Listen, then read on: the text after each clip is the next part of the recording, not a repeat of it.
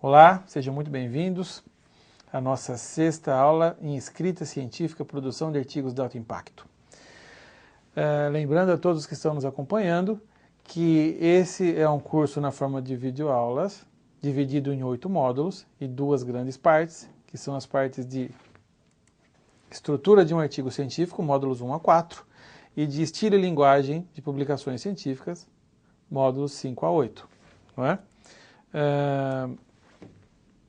Lembramos também a todos que estão nos seguindo que todo esse material, inclusive o curso apostilado, um pouco mais completo, está disponível para download em PDF no site escritacientifica.com e nanomedicina.com.br na aba mini cursos, ok?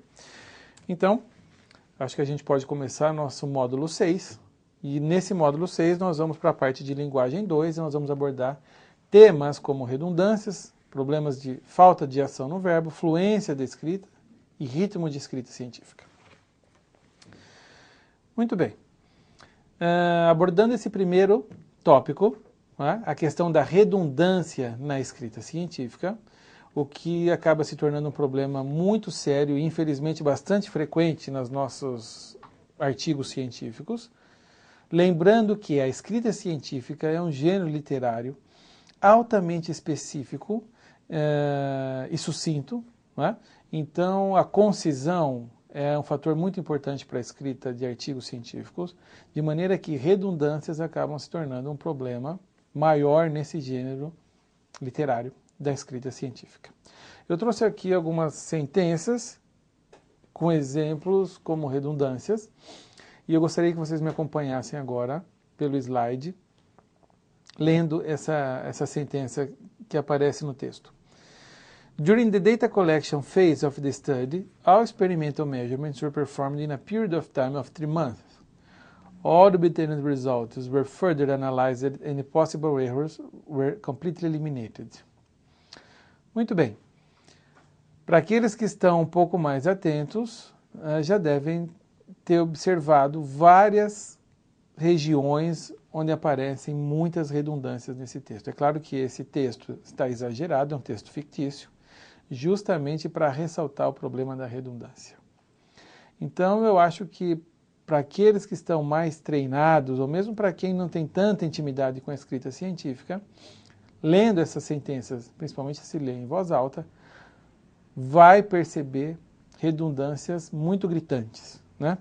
Por exemplo, na primeira sentença, during the data collection phase of the study, all experimental measurements were performed in a period of time of 3 months. Será que a gente precisa de todas essas palavras para explicitar em qual fase do estudo foi feita a coleta de dados e quanto tempo isso levou? Então, realmente há expressões aí, e nós vamos ver como corrigi-las, que são altamente redundantes. Vamos, então, começar a corrigir essa sentença, eliminando redundâncias. Então, eu proponho agora uma nova sentença que eu acho que já ficou um pouco melhor. During the data collection, all measurements were performed in 3 months. The results were further analyzed and possible errors were eliminated. Muito bem, a primeira parte da sentença parece que já ficou um pouco melhor. Não está ainda na sua melhor forma, mas várias redundâncias, como aquela period of time of 3 months, já foram removidas. Mas vamos ver se a gente consegue trabalhar nessa sentença para torná-la ainda um pouco melhor. Vamos ver uma outra possibilidade. All measurements were performed in 3 months. Ou seja, toda aquela primeira sentença, aquelas 2 sentenças mais longas, foram agora reduzidas a uma única sentença. All measurements were performed in 3 months. O que muda dessa sentença para a sentença anterior? Vamos ver. Na sentença anterior, havia a parte que dizia the results were further analyzed and possible errors were eliminated. E essa parte, essa segunda sentença, não aparece mais nessa versão corrigida da sentença. E por que isso? Por um motivo muito simples. Será que é necessário dizermos, né, colocarmos num artigo científico de que os resultados foram analisados e os possíveis erros foram eliminados? É claro que não. Isso é o mínimo que o editor da revista espera que você faça antes de submeter o seu manuscrito para publicação. Então veja que existem redundâncias, né, que são causadas aí pela nossa ingenuidade, muitas vezes, como escritores. Então essa sentença já está bem melhor, está quase na cara de um artigo científico. Mas eu vou fazer uma brincadeira ainda aqui nessa nossa conversa, nessa nossa discussão, e eu diria que, na grande maioria das vezes, nem essa informação é importante para um artigo científico. Então, na sua escrita científica altamente efetiva, talvez você não precisasse nem desse tipo de informação. Ou seja, aquelas duas primeiras sentenças eram completamente redundantes. Mas é lógico que isso é só uma brincadeira para elucidar o problema da redundância, né? E nós somos muito redundantes. E eu trago aqui então uma lista que foi adaptada do livro The Craft of Scientific Writing, cujo autor é o Mike Alley, das principais redundâncias que a gente encontra em publicação científica. E eu concordo que várias delas realmente são muito problemáticas. Por exemplo, completely eliminated. Ou uma coisa está eliminada ou não está. Então, será que realmente é necessário a gente dizer que uma coisa está completamente eliminada? Né? Ou completamente cheio, ou completamente vazio? Então, são aí redundâncias que a gente acaba usando sem perceber. Outra muito complicada é essa introduced anew. A gente percebe que, principalmente na parte de propósitos, no final da introdução de um artigo científico, vários autores colocam expressões do tipo, in this paper, we introduce a new methodology to investigate alguma coisa e assim por diante. Se você está introduzindo alguma coisa, supõe-se, subentende-se que aquilo é novo, senão você não estaria introduzindo. E se é novo, você não precisa deixar claro que você está introduzindo. Então o problema é aparecer essas duas palavrinhas juntas, introduce e new. O ideal seria, ou você coloca, in this paper, we introduce a methodology, ou in this paper, we report, we describe a new methodology to investigate, e alguma coisa, eliminando a redundância. Então, essa questão da redundância merece ser analisada com bastante calma, né? E cabe aos autores identificar quais as redundâncias que ele acaba escrevendo com bastante frequência e eliminando isso do seu texto. É um problema seríssimo a redundância na escrita científica. Muito bem. Um outro problema frequentemente notado nos artigos científicos, principalmente de autores não nativos, como é o nosso caso, é a questão da falta de ação no verbo. Em muitas situações, nós temos uma tendência a substantivar os verbos. E isso não é o ideal em escrita científica. Pensando que na escrita científica o discurso tem que ser o mais direto possível, o mais conciso possível. Cada sentença tem que passar uma ideia na mente do leitor de forma mais clara e mais rápida possível. Então é sempre melhor que a ação principal que aparece naquela sentença esteja na forma de verbo. E muitas vezes a gente tende a substantivar esse verbo. Vamos ver alguns exemplos. Aqui tem uma sentença que diz: a continuous improvement in patient's condition was observed. Se a gente analisar qual a principal ação por trás dessa sentença, a gente percebe que alguma coisa está melhorando a condição do paciente, né? Esse melhorar, essa melhora aparece aqui como improvement. E improvement, nessa forma, é um substantivo. Então, talvez o ideal seria reescrever a sentença para patient's condition improved. Nesse caso, a melhora, a ação da melhora aparece como verbo, improved. E isso torna o discurso muito mais direto e muito mais preciso, que é o que a gente gostaria de ver na escrita científica. Um outro exemplo para ficar bem claro. Administration of dopamine produced a decrease in the frequency of convulsions. Ou seja, essa sentença traz na sua mensagem, né, uma ação. E essa ação principal é o decréscimo, a diminuição da frequência com que ocorrem as convulsões. Só que da maneira como está no texto, essa diminuição aparece como substantivo na palavrinha decrease e não como verbo. Então talvez seria melhor para a escrita científica a sentença da seguinte forma: Administration of dopamine decreased the convulsions frequency. Ou seja, a ação principal aparece agora na forma de verbo, decreased. E isso é o que a gente espera na escrita científica. Isso é o que deixa o texto mais preciso, mais conciso, e é isso que a gente quer num artigo científico de alto impacto. Então, a maneira como você escreve faz toda a diferença, inclusive com pequenos detalhes como esse. Tudo isso vai formando as condições ideais para que as ideias se formem rapidamente na mente do leitor e ele pode ter fluência na leitura, né? O texto flui com ritmo bom.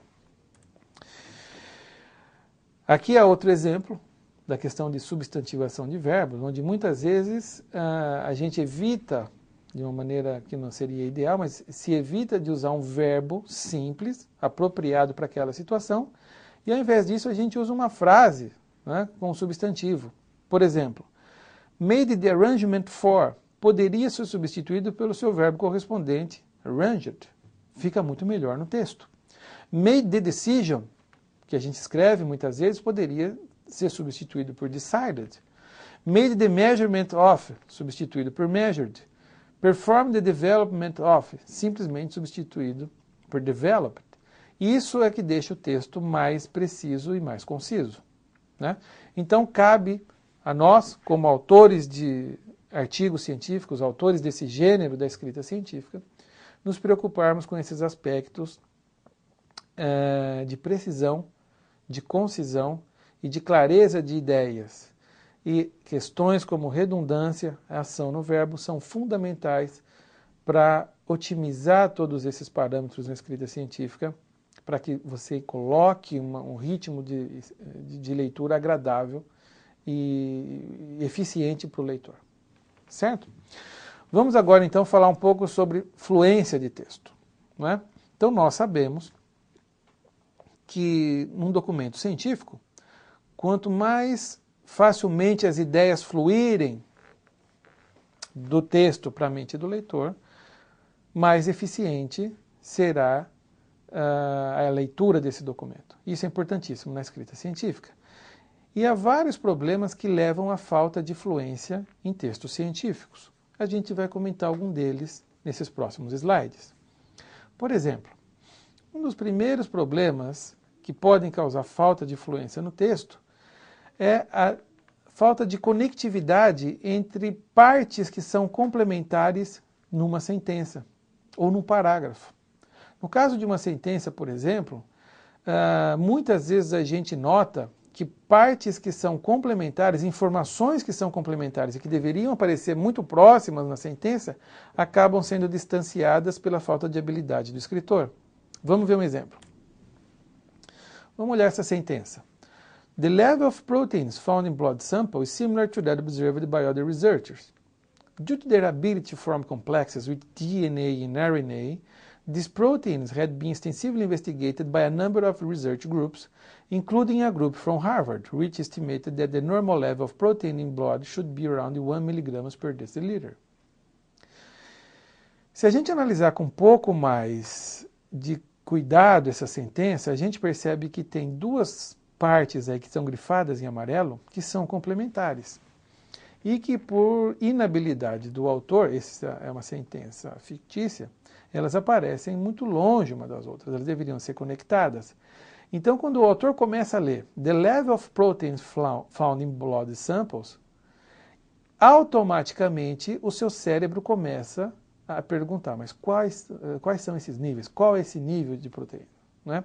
E essa informação o leitor só vai obter no final da sentença, que, diga-se de passagem, uma sentença extremamente longa.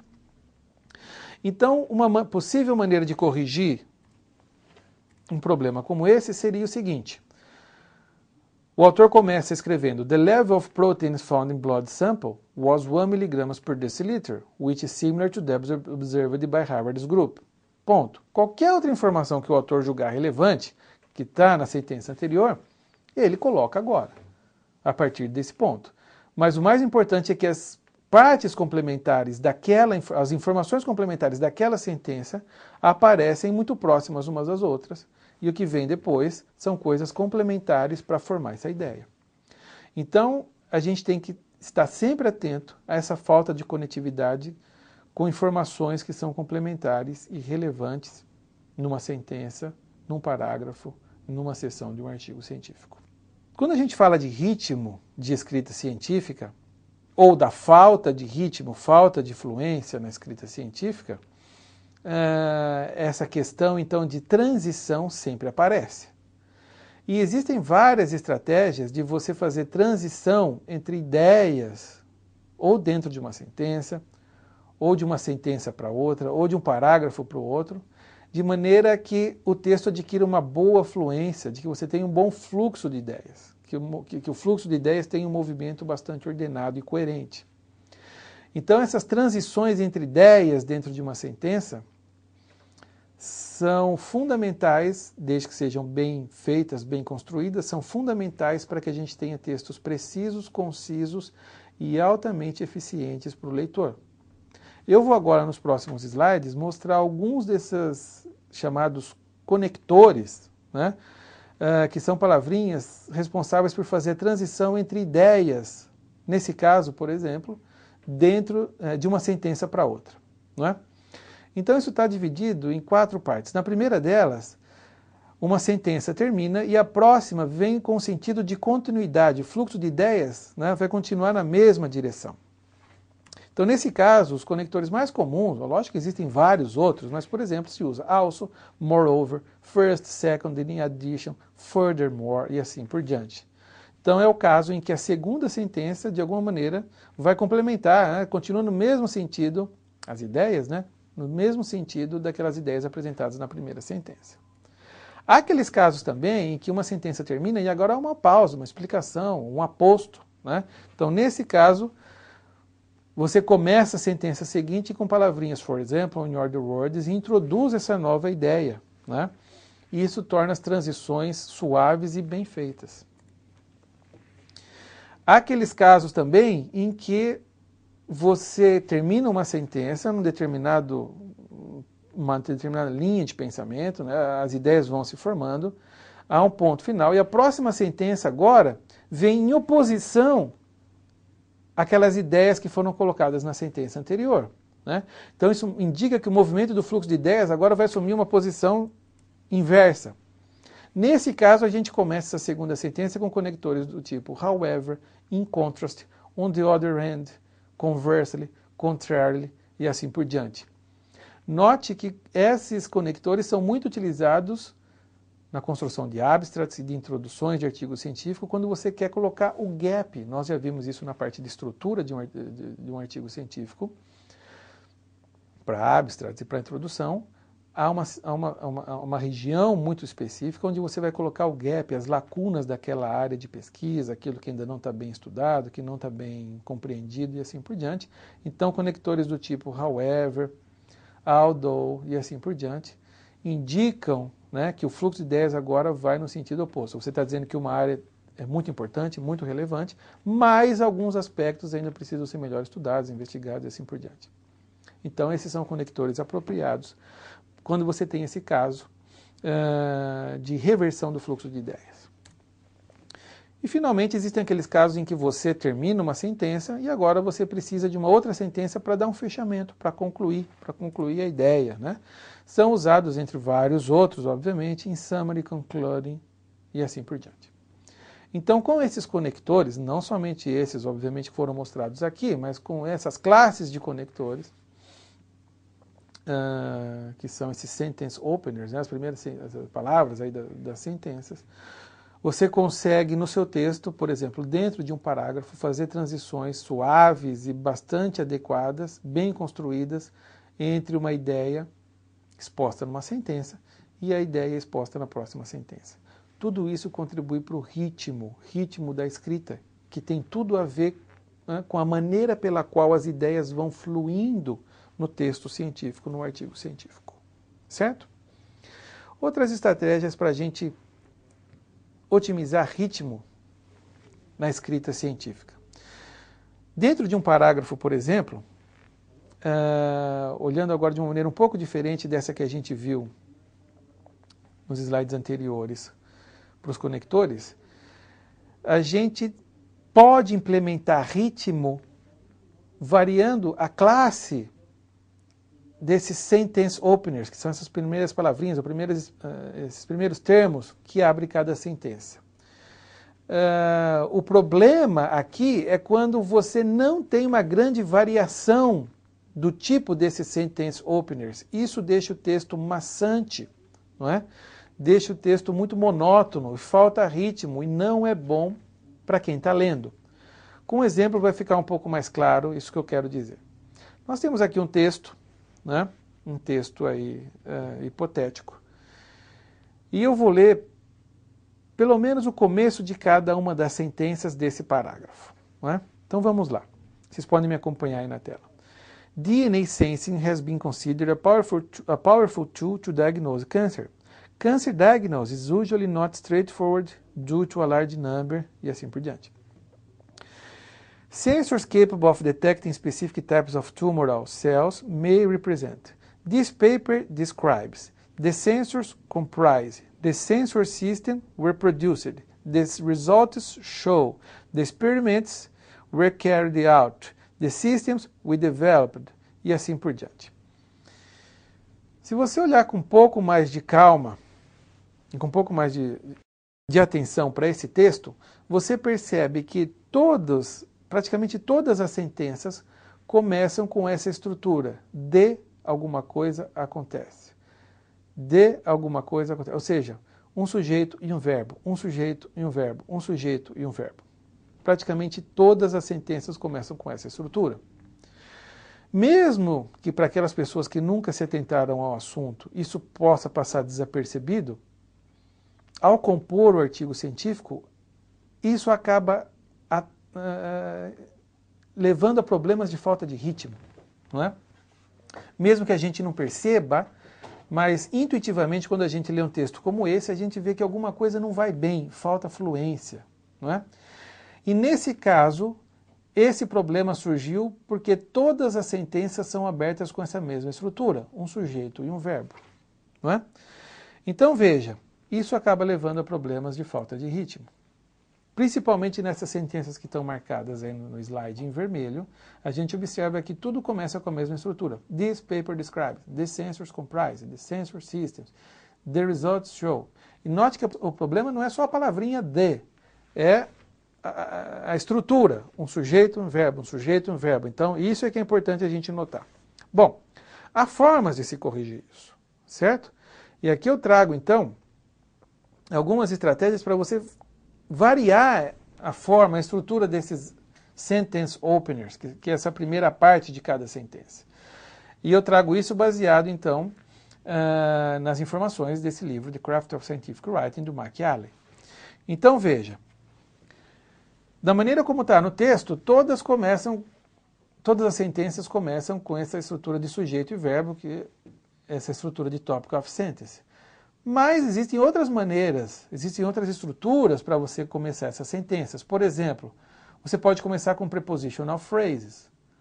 Se vocês olharem a parte direita do vídeo de vocês, né? Você pode começar com advérbios. Você pode começar com uma dependent clause. Ou você pode começar com uma infinitive clause. Então há várias estruturas, né, que são alternativas àquela estrutura de sujeito e verbo.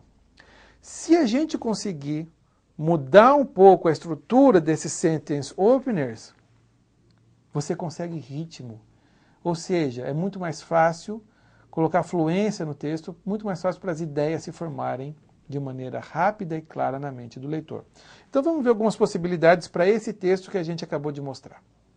Veja, eu posso então pegar uma daquelas sentenças, se não me engano é a primeira, e introduzir ali um advérbio, então eu crio uma estrutura adverbial. Então eu posso começar a sentença como recently, DNA sensors e assim por diante.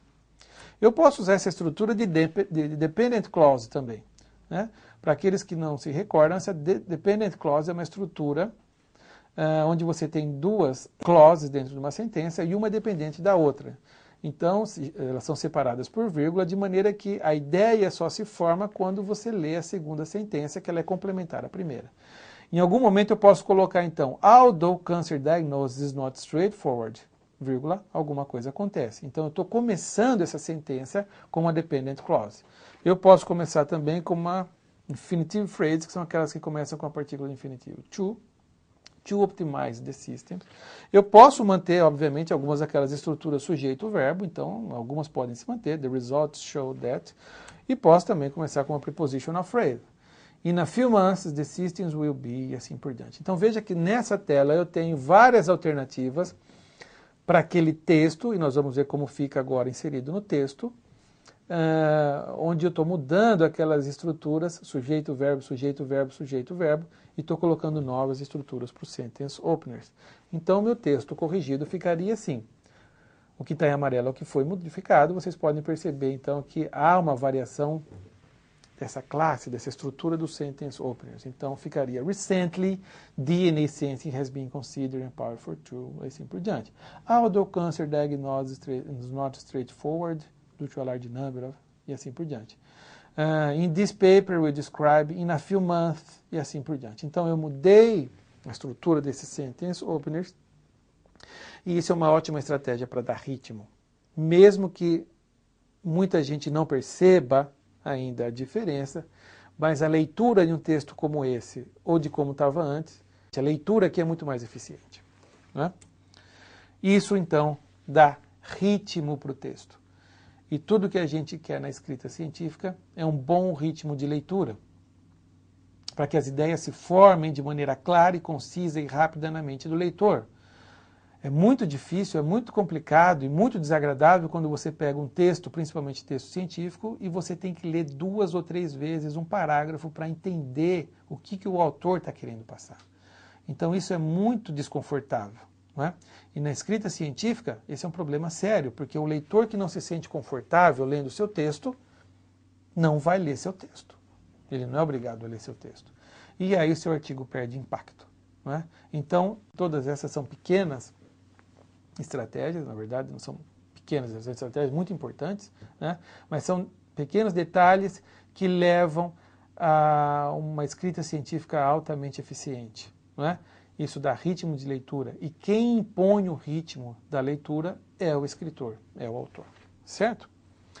Muito bem. Então, para finalizar essa nossa videoaula, eu deixo aí como assignment, né, como tarefa, a modificação desse texto, que também é um texto aí fictício, que propositalmente começa a maioria de suas sentenças usando aquela mesma estrutura sujeito-verbo, onde principalmente está grifado em amarelo, né? Vocês, então, eu sugiro que vocês tentem modificar a estrutura dessas sentenças que estão começando em amarelo, em vista daquelas possíveis estruturas que a gente viu em slides anteriores, e tentem transformar, então, esse texto num texto mais fácil para leitura, mais agradável e muito mais eficiente. Essas são algumas fontes, algumas referências usadas nessa videoaula.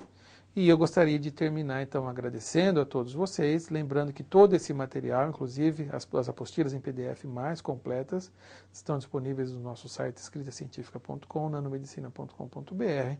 Para aqueles que estão envolvidos com as redes sociais, nós temos 2 Twitters em Escrita Científica, Escrever Artigos e o Writing Papers.